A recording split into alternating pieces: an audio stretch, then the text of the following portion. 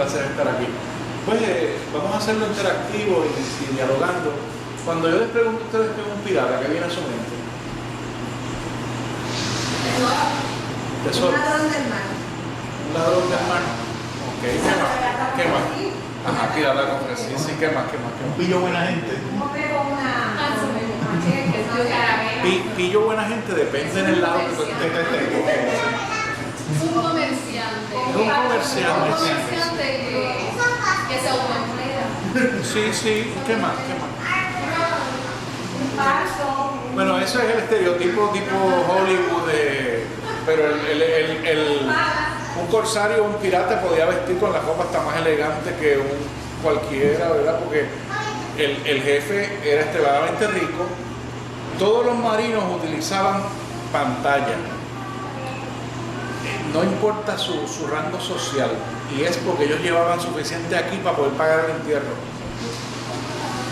Como eso no se lo podían quitar, pues tú estabas en una misión o en un asalto y te morías con la pantalla que tú llevabas, que si usted mira, por ejemplo, el George Clifford, que atacó San Juan, que era corsario inglés, usaba una pantalla de madreperla inmensa renacentista, y era porque si moría, había un pacto de honor en los hombres de guerra de pagar tu entierro con la pantalla. Eso es una cuestión curiosísima que pues la descubrí hace unos años. Ok, pero ese típico pirata con el parcho y la pata de palo, pues sí se puede dar el hombre de mar con pata de palo, pero no es que todos fueran de pata de palo ni nada por el estilo, sino que es un efecto Hollywood. Igual que la bandera pirata es una bandera que cada cual tenía porque eran sus empresarios.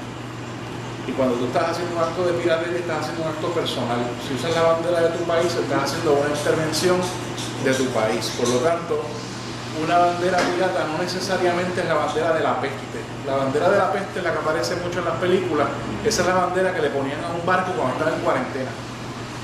Cuando un barco llevaba una epidemia, que lo ponían en cuarentena, ese barco sacaba la bandera de peligro, que es la misma que se usa cuando un bote de medicina tiene peligro de muerte, ¿verdad? Y ese era el símbolo de muerte, claro. En ambos lados del Atlántico sabían, según hoy día, si usted es militar sabe que un barco es ruso, o que es chino, o que un avión es ruso o chino por el casco. Pues en aquella época también sabían la manufactura del barco y el tipo de vela que llevaba y todo esto, pues de dónde era que venía esa gente. Claro, entre los piratas y los corsarios se robaban los barcos y era bien normal que, por ejemplo, un corsario puertorriqueño como Miguel Enrique tuviese barcos ingleses. Él tuvo más de 500 intervenciones en el Caribe con barcos ingleses. Pues vamos al siglo XVI, que es el comienzo de todo esto. En el siglo XVI, pues España llega a América y Portugal llega a América. En el Estado de Derecho, el Papa Alejandro VI, el Papa Borgia, Alejandro VI divide el mundo entre portugueses y españoles.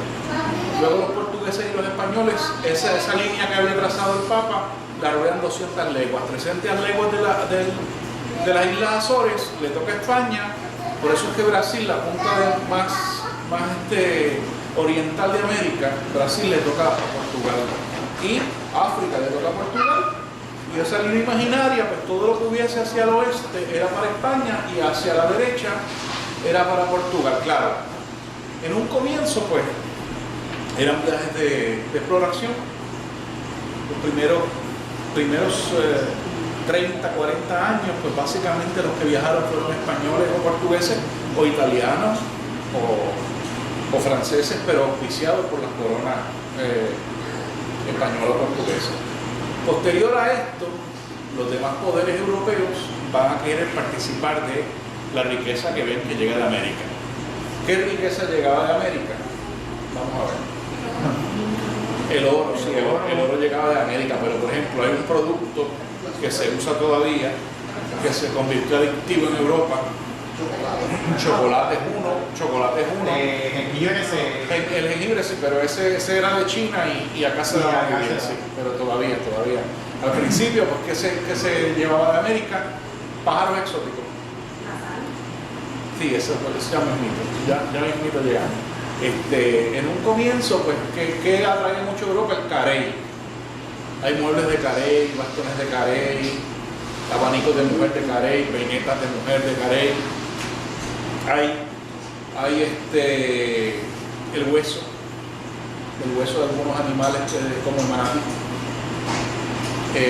La grasa de foca, con costura la en Puerto Rico había foca y fueron exterminadas porque la grasa la usaban para los quinqueros. Y la foca caribeña se extinguió. perlas también. La perla que era bien abundante en la isla Margarita en Venezuela. Pero la isla Margarita, curiosamente, aunque es parte de Venezuela hoy día, en el siglo XVI era parte de la parroquia de San Germán. Y el cura de San Germán, por las corrientes, era más fácil que fuera a la isla Margarita que un cura de tierra firme.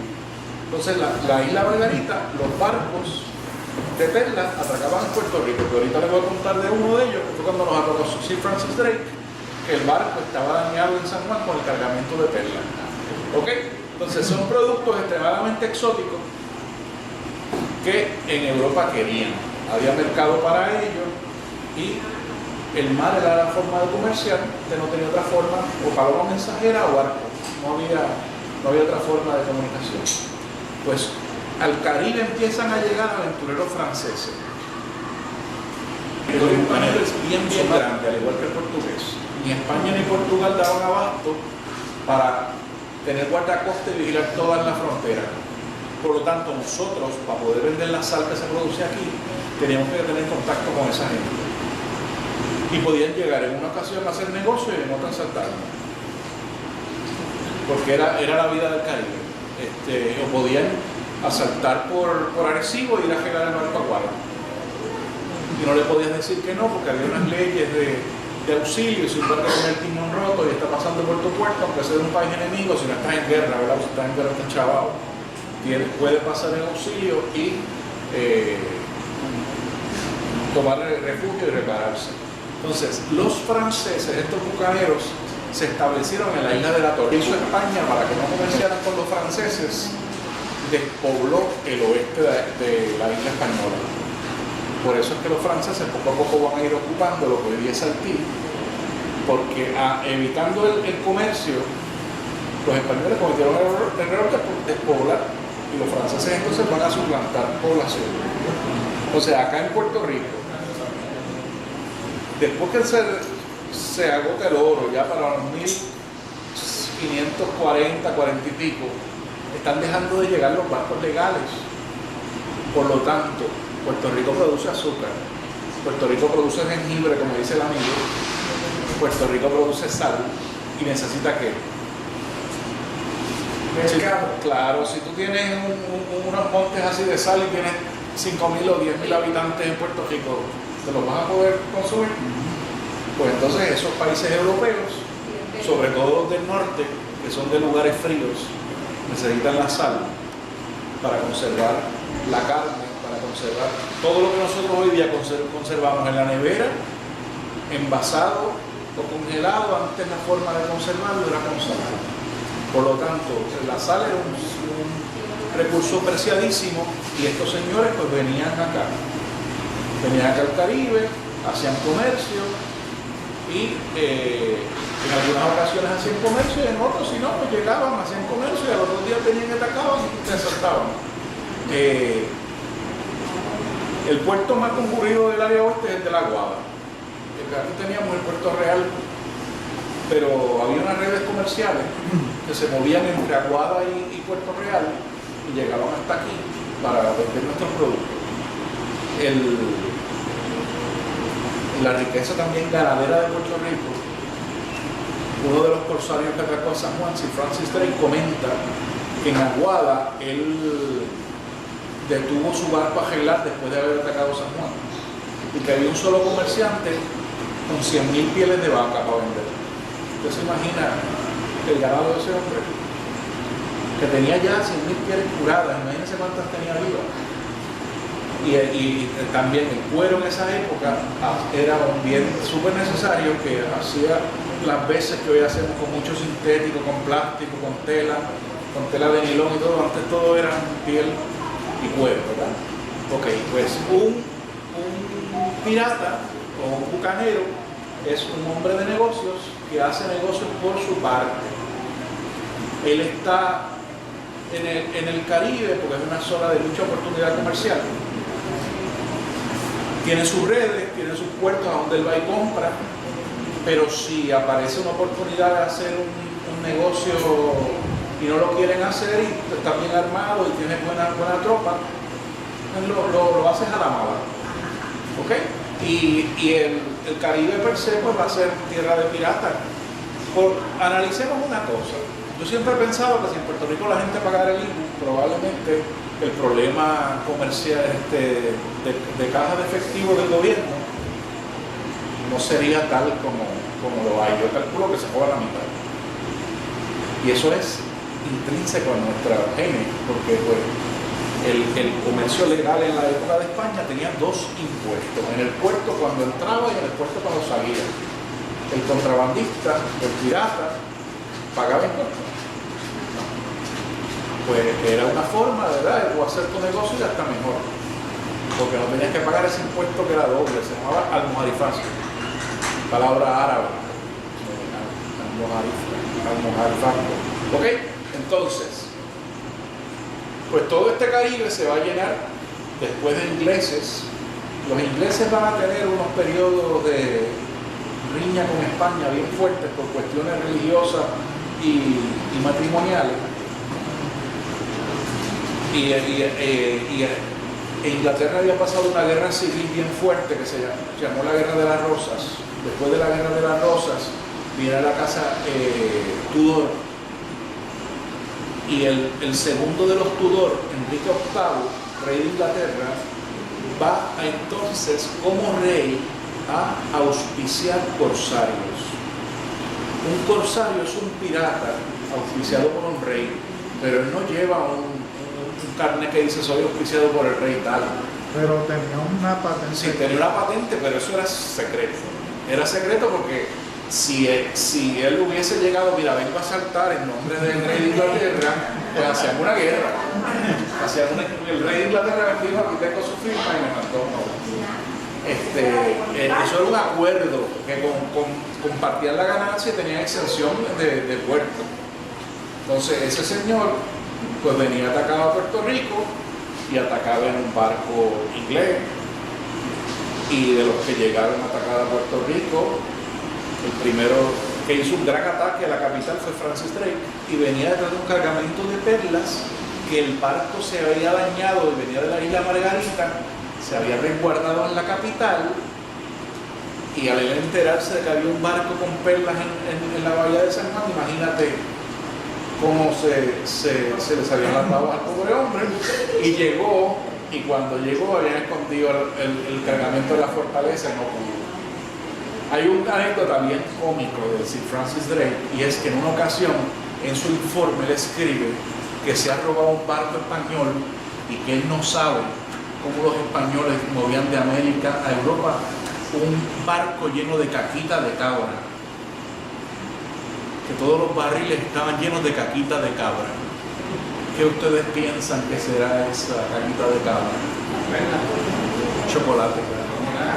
Y el inglés no sabía lo que era el chocolate. Entonces él hundió el barco por despecho y hundió una fortuna en chocolate, que el chocolate se vendía muy bien en Europa y era considerado afrodisíaco, por eso que se regala en San Valentín. Y lo vendían los monjes hasta también. Los monjes se lo vendían a las parejas para... Para que eran los más que hacían. Sí, lo que verdad es que los monjes siempre, la iglesia siempre necesitaba dinero desde que yo tengo memoria. Y los monjes pues hacían a veces de comerciantes.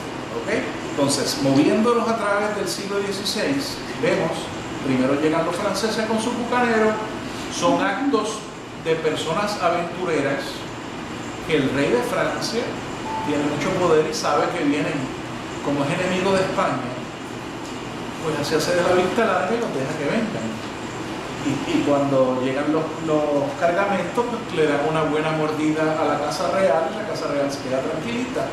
Inglaterra es el que va a desarrollar la estructura del corsario, que es con la patente de corso, como nos ha dicho Quino, que es un contrato personalísimo entre el corsario y el rey.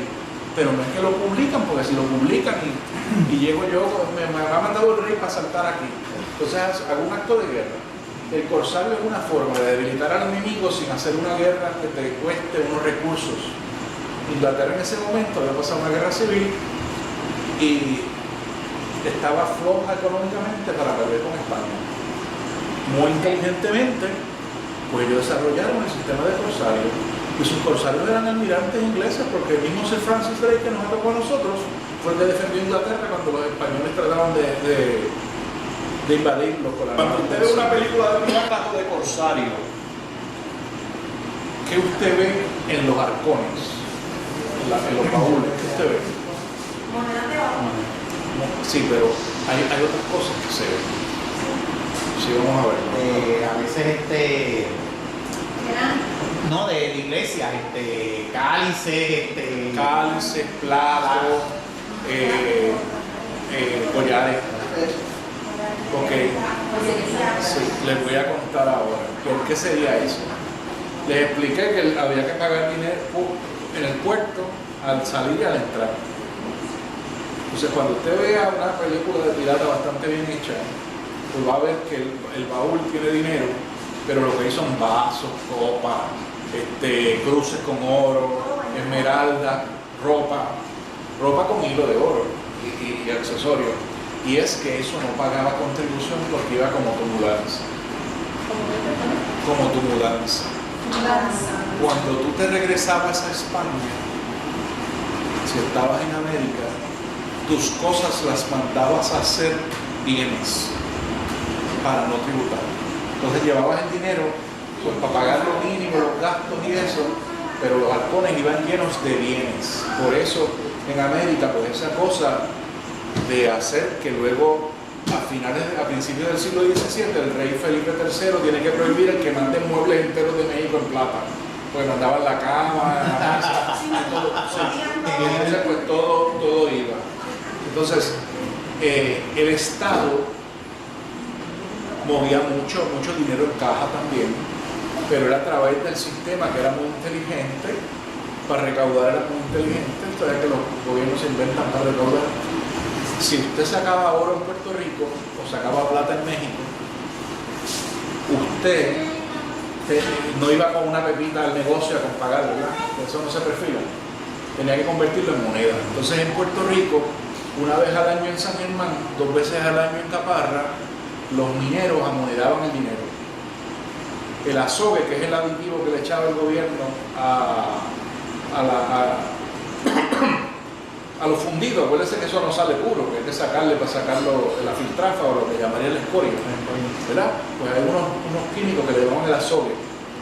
Pues ese azogue el gobierno lo controlaba, cosa que el gobierno era lo único que podía fundir, y ahí cobraba su por ciento, que era una quinta parte, y un 2.5 para la iglesia, porque en España el gobierno controlaba el tiempo. Entonces cogía el gobierno y ya tenía su dinero. Entonces tú, lo que sobraba, pues te tocaba a ti. Pero si tú te montabas en un barco y te lo ibas a llevar, tenías que pagar de nuevo. Porque mucha gente pues se hacían unos platos de oro, se hacían le hacían un crucifijo, se hacían accesorios, y cuando llevaban a España ya lo vendían. Porque si lo llevaban en monedas lo iban perdiendo según pasaban los diferentes puertos en el camino. Entonces, para evitar esos ataques corsarios, piratas y bucaneros, los españoles idearon el sistema de flotas. Las flotas salían en marzo de Sevilla, posteriormente de Cádiz, hacían aguada en las Islas Canarias, luego llegaban a Puerto Rico, lo más seguro a la Guada o a Guadalupe, depende del momento, que había pozo. Y de Puerto Rico entonces aquí se subdividían los que iban para Santo Domingo, los que iban para Cartagena, los que iban para para México, los que iban para Panamá, que luego cruzaban un camino real y se iban a Perú. Y luego esa misma flota se reunía a partir de septiembre en La Habana, a partir de julio en La Habana, y salían de julio a septiembre, todos juntos de vuelta, rodeados de barcos militares, de vuelta a España. Por eso es que hay tanto y tanto buque de esa época hundido en los cayos de la Florida, porque salían en septiembre. ¿Qué pasa en septiembre? La época de los huracanes. O sea que cuando se iban En la época. No, pero cuando le Sí, pasaban sí, todo sí. por encima. Sí, cuando se iban, pues entonces te encuentras que. Porque lo que pasa es que en La Habana usted sale y se monta en la corriente del Golfo y lo lleva derechito a Europa.